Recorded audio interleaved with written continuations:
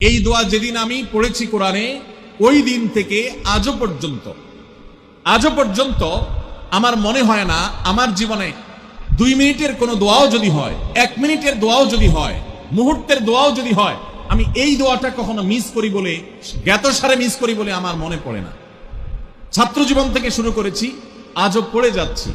আলহামদুলিল্লাহ, আল্লাহর কাছে শুকরিয়া আদায় করে আপনাদেরকে বলতে পারি, এই দোয়ার সুফল আমি নিজের চোখে দেখেছি, আমি নিজে ভোগ করছি।